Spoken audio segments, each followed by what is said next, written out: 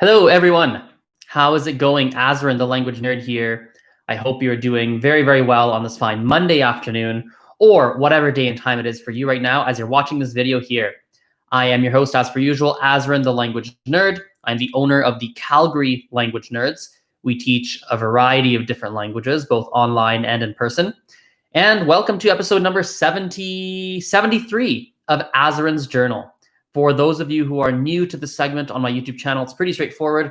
This is the segment where I talk about my personal language learning journey and, of course, give you guys a whole bunch of different language learning tips. Now, to kick things off today, I want to start directly with our topic of the day, which is Google Translate. For those of you who don't know, and that's probably all of you or most of you, I am ridiculously active on TikTok. I make a lot of TikTok content, and my content is growing rapidly on that platform. And one of the themes actually in my TikTok content recently has been Google Translate. Like, it's crazy how many people have questions about Google Translate and how many people want to talk about online translators. And so I was like, wow, it seems like people are interested in this topic. I suppose I should make a YouTube video as well. Now, Google Translate has some pros and Google Translate has some cons. Let's start with the pros. Google Translate is great for people who need to find a quick translation for something on the go. So for example, on my TikTok, somebody left a comment saying, man, I am an ESL teacher. I teach English as a second language. And hi Dennis in the chat. And she's like, it's really good for me. It's amazing. And that's a very good point, because when you teach English as a second language, you have people in your class from all sorts of different countries that have all sorts of different linguistic backgrounds. And sometimes you've got that Vietnamese guy and he's not understanding something and you're like, I just want to tell him blah, blah, blah. And it's so easy to whip out Google Translate, search it up, flip the screen, show it to him, and he goes, oh, that makes sense. And then the Chinese guy beside him goes, wait, what makes sense? I don't understand either. You're like, oh, wait, you switch to Chinese, you show your screen. He's like, oh, so there's definitely that's definitely one practical purpose. I think another pro of Google Translate is that we all use Google so often, like we're always Googling things, that it's very convenient to actually search something in Google Translate and find, hopefully an accurate word. And that's going to lead into our cons in a moment, actually. Hopefully you find some kind of accurate word, because we're all in Google all the time. So it's so fast to find something, just to quickly Google it, look at what the translator result says and go, oh, great, that's the word for cow in Russian, right? And so that's definitely a big pro. I think travelers can really benefit from Google Translate as well, because when you're traveling around and you want to look up what a word says, it's so easy just to type it in. In fact, Google Translate, I believe, has a scanning function where you can just hold your phone up to a word in another language, and it just on your phone instantly translates without you even having to search it. So that's really convenient. So there's definitely a convenience factor to Google Translate. Now, Google Translate has some cons. There's some things that are not good about Google Translate. I think as a language learning resource, generally speaking, Google Translate is not a good resource. It's just not the most effective thing that exists.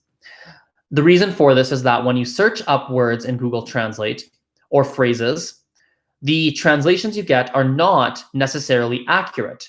For example, if I search in English, in Google Translate, what's your beef, right? If you don't know that expression in English, what's your beef means like, what's your problem? It's an idiom. When you search that in Google Translate, the result you get is "¿Cuál es tu carne?", which literally translates to "What is your meat?" and makes no sense in Spanish. And there's lots of different examples like that. And especially when you use Google Translate for more, let's say obscure languages that less people are actually learning. For example, I am learning Gujarati. I'm focusing on Gujarati.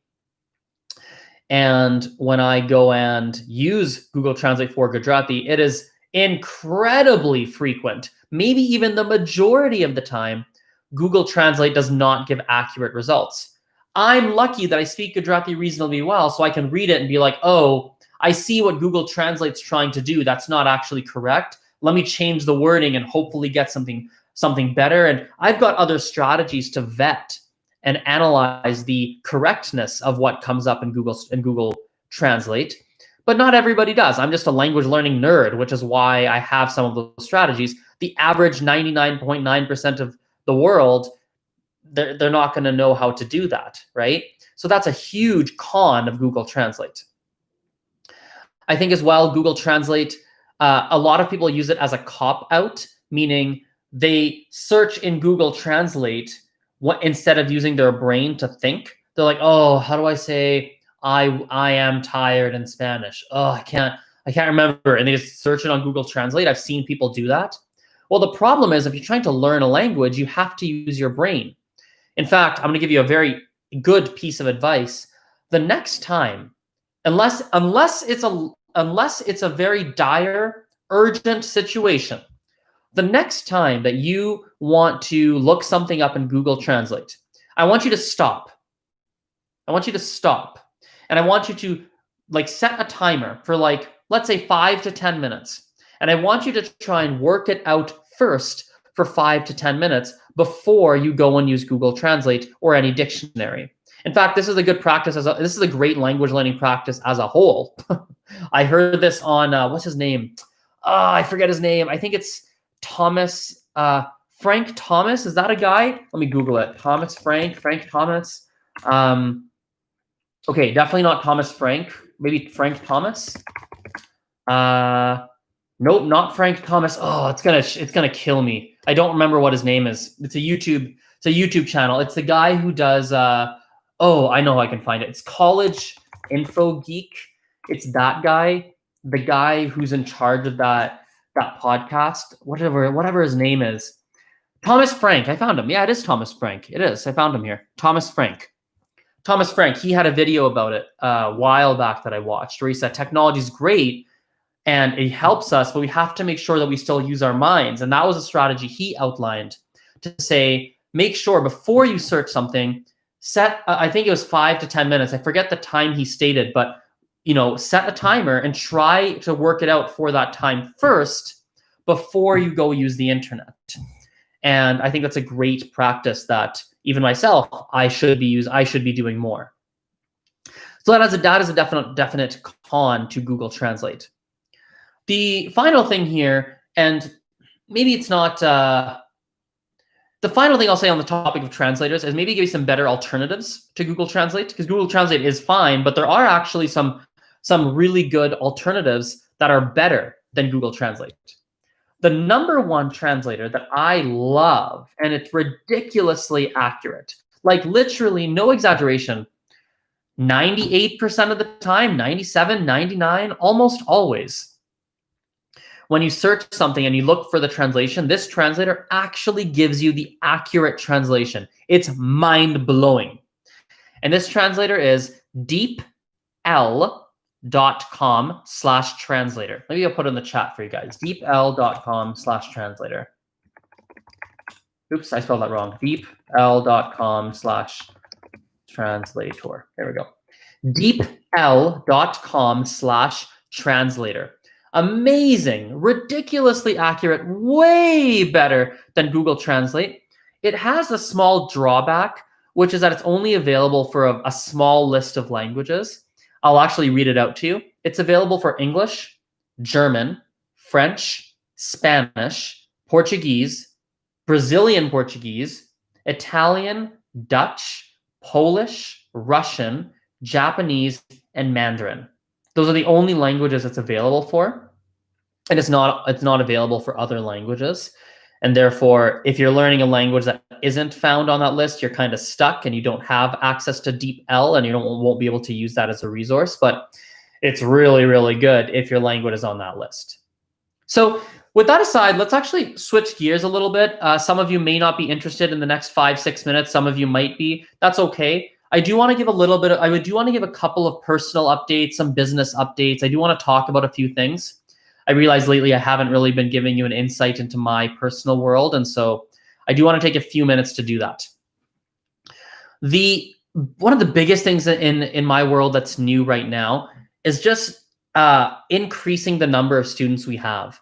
I think in the past I've had different focuses in my business, such as, making more content, making better content, making podcast episodes, making more Instagram content, learning about who knows what else.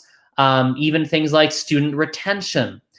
There was a period of time very recently where I was really working on the back end, the administrative side of the business, and making that more, I suppose, streamlined, a little bit faster, more efficient.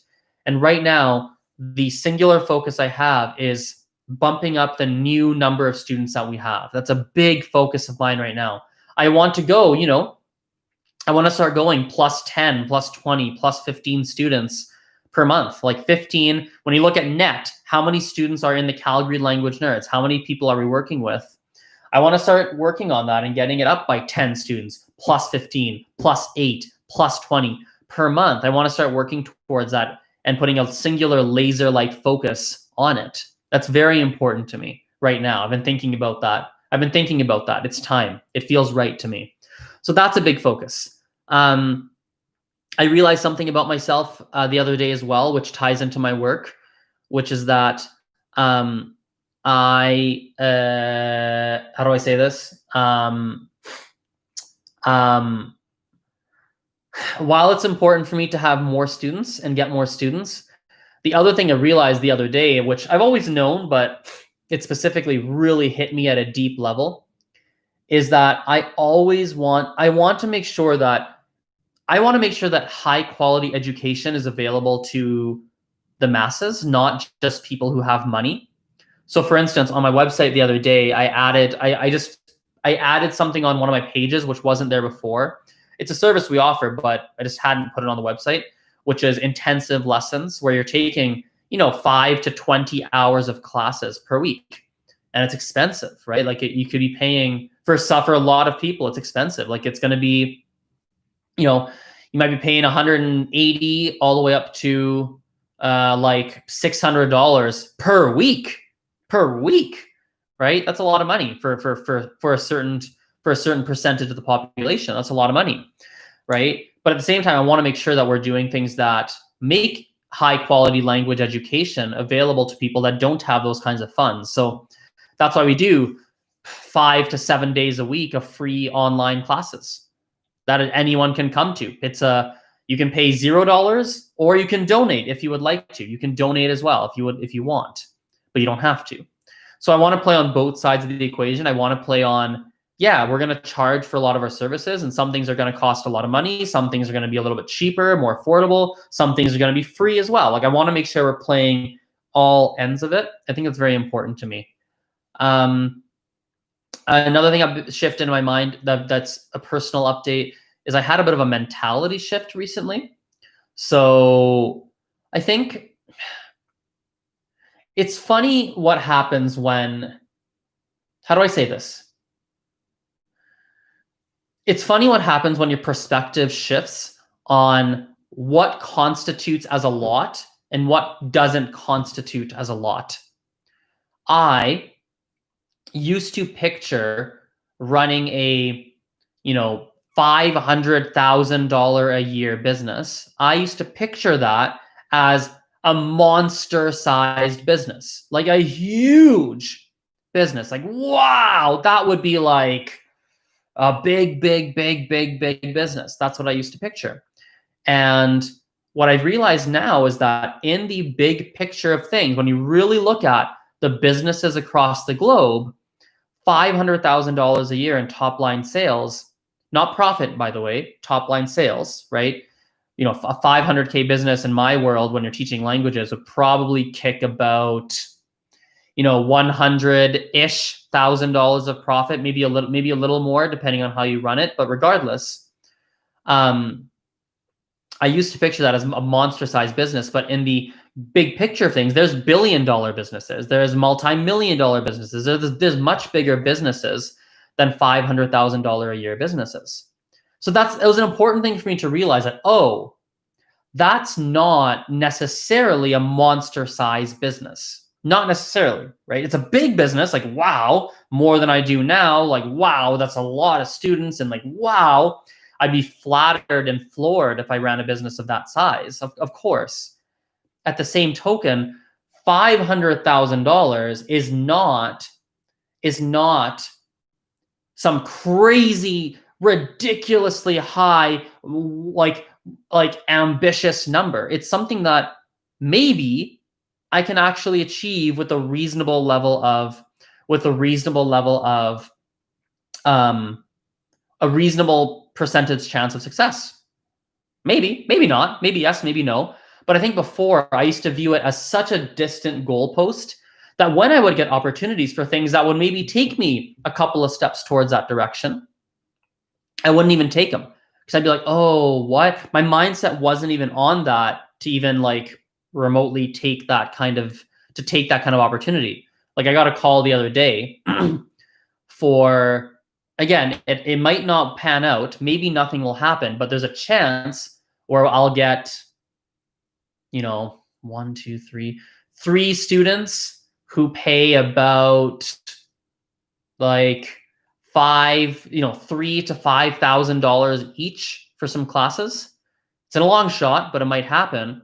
If I'd had that call 3 months ago, or even a month ago, 2 months ago, right? If I had that call, like I wouldn't have treated that call seriously. The services they were asking for, I would have been like, oh yeah, that's interesting. Versus now that I've switched my mindset, I'm like, oh yeah, for sure, yes, I can work with that. I think I can figure that out. Yeah, we can help those students, blah, blah, blah, blah, blah, blah. So mentality is really important. I think it's important, both in business and life. It's important in a lot of different aspects. I really think it is. You have to be careful. Sorry, there's dust on my laptop.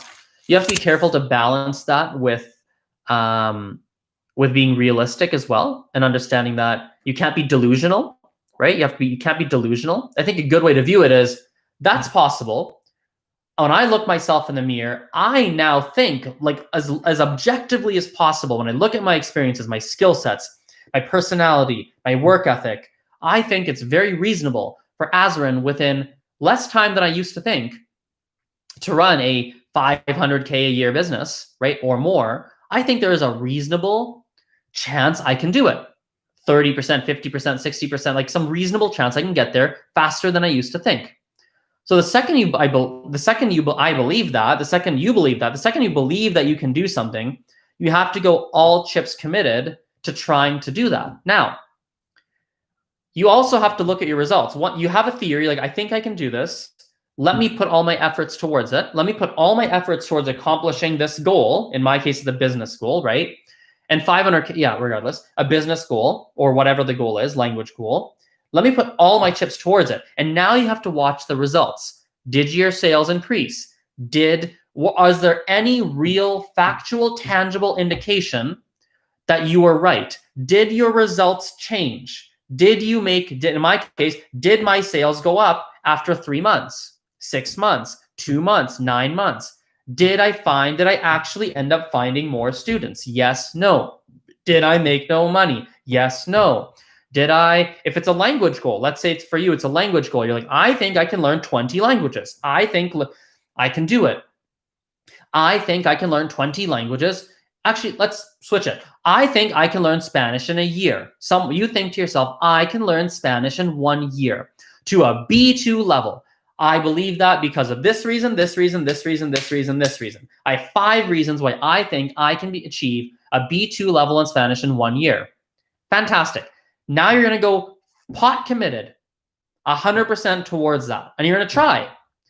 And you're going to evaluate yourself every 2 to 4 months. And you're going to say, am I actually on track for that? And if you're not, you're going to make some adjustments. And if those adjustments don't work, you're going to maybe look yourself in the mirror and say, I guess I was wrong. And you're going to learn from that. So you're going to learn from that experience. And with time, you become more self-aware. And you start to realize, oh, I thought I could learn Spanish to a B2 level in a year. I failed miserably. Now I'm telling myself I can do French B2 in a year.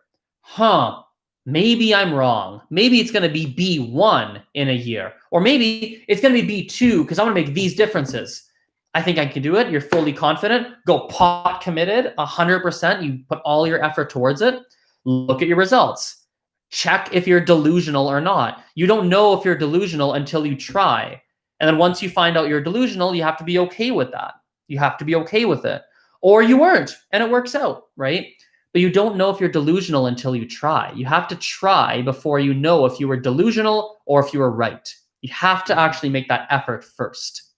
And that's kind of what I'm realizing. I realized recently to myself that, I can picture myself being a 55-year-old man looking back at my life and saying, looking back at my 20s and saying, you know, Azren, you should have had more confidence in yourself. You should have gone for bigger goals. I had a day where I thought that to myself and I was like, oh, I could see that. So maybe I should try and aim higher than I typically do. I think I can do it. So now I'm aiming higher. We're going to see what happens. And if I'm delusional, I'm delusional and I learned something, right? And at least now I won't have that regret and I learned something about myself, and that's going to help me in whatever else I choose to do in the future. So, all right, everyone, thank you for watching this. It's been 21 minutes. I got some other work I have to do. I appreciate your attention. Hit the like button, subscribe if you haven't, and follow my TikTok at Polyglot Azren, POLYGLOT, and then my first name. And we'll chat later. Bye-bye. See you.